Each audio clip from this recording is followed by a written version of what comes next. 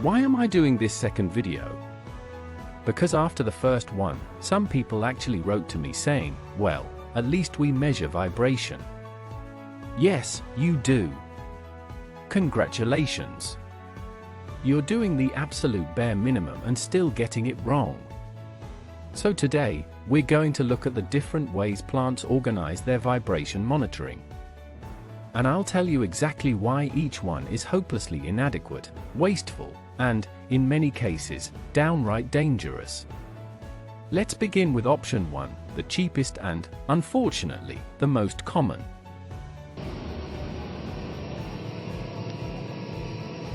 This is where some poor technician walks the plant with a handheld gadget, sticking it on machines according to routes. Every 30 days, or 60, or 90, or whenever someone remembers. And what do they measure? Overall vibration levels. Not spectra.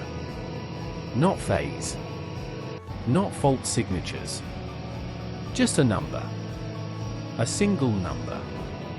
Then when that number goes up, they all crowd around the machine like it's some sacred oracle and say, It's high. Let's have a good look. A good look? At what? The vibrations? With your eyes? They then have the same tired debate every plant in the world has had since 1975. Do we stop production now? Or just wait until the next maintenance shutdown and hope it survives? So, what are the pros? Yes, it's cheap. You get numbers. You can point at some international standard and pretend it means something. Bravo! And now the cons? Everything else. Overall levels tell you nothing about the actual fault. Unbalance? Misalignment? Looseness? Soft foot? Resonance? You won't know. And what about all the faults that don't show up in overall levels at all? Bearings? Gears? Electrical problems? Good luck. You are literally driving blind, but confident. Which is the worst combination in industry? Now, some plants think they're advanced because they install an online system. Let me be clear, it's the same nonsense as option 1, just done faster, but it's far more expensive. Sensors everywhere. Miles of cabling. A flashy software interface that management falls in love with because it looks like a dashboard in a fighter jet. But what do they measure? Overall levels. Again. So what happens when a machine shows a high number? Same circus. Everyone rushes over, stares at it, pokes it, debates shutting it down, and eventually fixes it by doing whatever they already planned to do anyway. Pros? It's fast. You can get in a few minutes what takes a route-based technician days. Great. Speeding up a useless measurement doesn't make it useful. Cons? Enormous capital cost. Still no diagnostics. Still no fault identification. Still missing every single problem that doesn't scream in overall levels. But hey, the management loves the colored screens. They think they've digitalized the plant. Meanwhile, the machines keep breaking for exactly the same reasons. Let me make this very clear. Both of these systems, the walking around method and the online overall level method, are not vibration diagnostics. They are glorified noise meters. They give you false confidence and no real understanding. If your plant relies on either one, then you don't have a diagnostics program.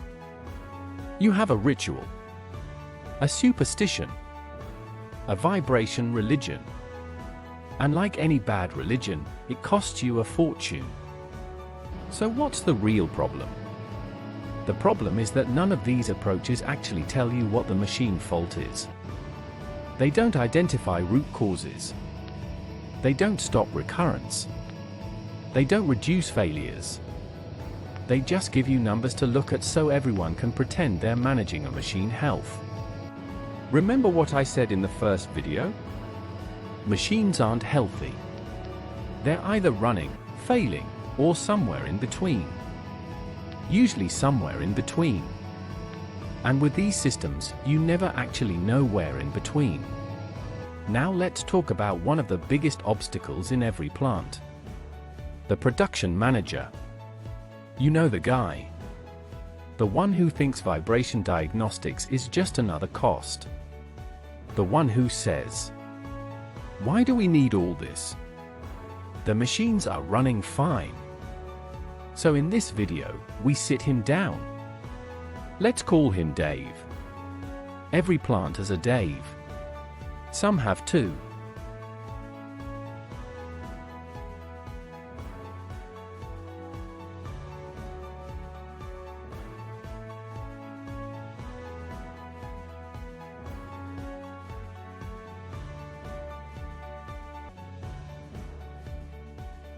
Dave, do you know how many machines in this plant have faults right now?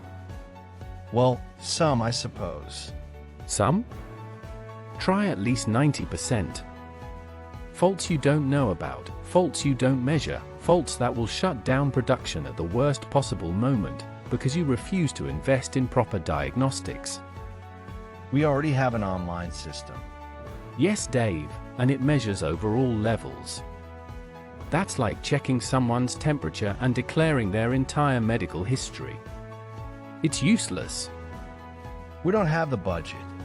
You don't have the budget because you're wasting 5 times that amount on preventable failures. You don't have the budget because you keep doing the same thing badly and calling it maintenance strategy. You don't have the budget because you refuse to face the fact that your current system is a 1980s relic that should have been thrown out with floppy disks. Well, we've always done it this way. Exactly. And look where always done it this way has brought you.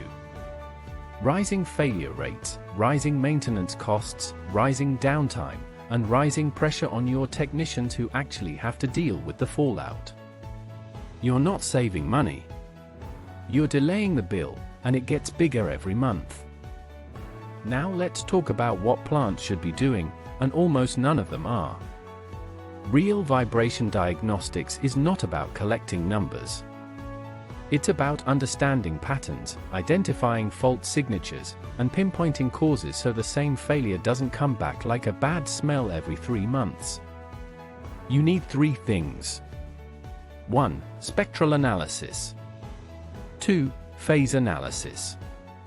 3. A diagnostics team that actually knows what they are doing. Let's go through these one by one. A spectrum is not some fancy luxury for advanced plants. It's the foundation of diagnostics. Without it, you're guessing.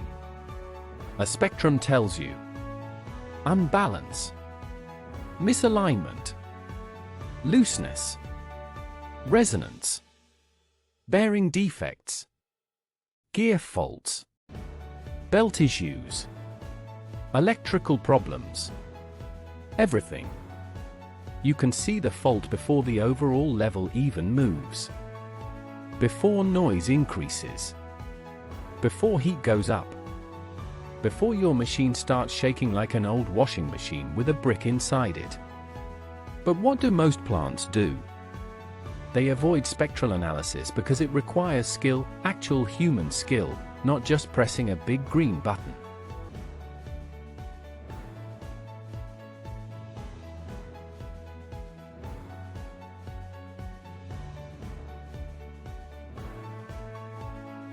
Now here's the part that separates professionals from amateurs. If you don't measure phase, you cannot diagnose half the faults in rotating machinery. It's that simple. Phase proves whether the vibration is coming from the motor or the pump, whether the alignment is good or bad, whether a structure is resonating, whether looseness is structural or internal, whether the system is actually correcting the right thing or just wasting time. Phase is the truth serum of diagnostics. It exposes bad assumptions and incompetent maintenance. This is why so many plants ignore it. It makes people uncomfortable, especially the people who keep making the same mistakes year after year. This is the hardest part. You can buy meters. You can buy sensors. You can install fancy monitoring systems. But you cannot buy competence. A real diagnostics team knows what the data means, knows what spectrum patterns correspond to, understands how machines behave when stressed, knows how to call out bad maintenance, and refuses to sugarcoat the truth to management. That last one is critical. If your diagnosticians are scared of telling the truth because it might offend someone, they're not doing diagnostics, they're doing public relations. Real diagnostics people walk into meetings, drop the spectrum on the table, and say, "Here's the fault. Here's why it happened. Here's who needs to fix their procedures." If that upsets a few egos, good. Let them be upset. Egos don't pay the repair bills, the company does. If you want a plant that stops wasting money, here is the bare minimum. 1. Every vibration measurement must include time waveform, spectrum, phase, diagnostic notes. Anything less than that is amateurish. 2. Every machine must have trendable, analyzable historical data. Not just a random number from last month. Real data. Stored. Searchable. Comparable. Actionable. 3. Diagnostic teams must be able to access the raw data, generate spectra on demand, verify alignment and balance using phase, communicate findings directly to management, enforce corrective actions. If your diagnostic team can't challenge bad decisions, there is no point having a diagnostic team, for management must stop interfering. Let the diagnosticians do their work. Their job is to protect the plant, not massage someone's ego. 5. Maintenance must actually fix root causes, not symptoms. Don't just replace bearings. Ask why the bearing failed. Don't just correct unbalance. Ask why the rotor became unbalanced. Real diagnostics eliminates recurrence. And recurrence is where companies lose fortunes. If your plant relies on overall levels, either handheld or online, you are not running a diagnostics program. You are running a hope program. Hope that machines won't fail. Hope that faults magically fix themselves. Hope that your maintenance budget somehow stretches further than physics allows.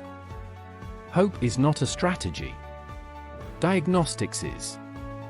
In the next video, we're going to go even deeper.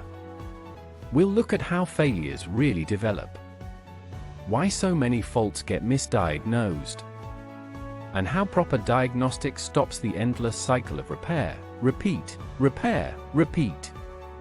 If you learned something today, good. If you didn't, watch it again. Slowly. If you hated it, excellent, you're probably the one who needs this the most. Like, subscribe, argue in the comments. I don't care.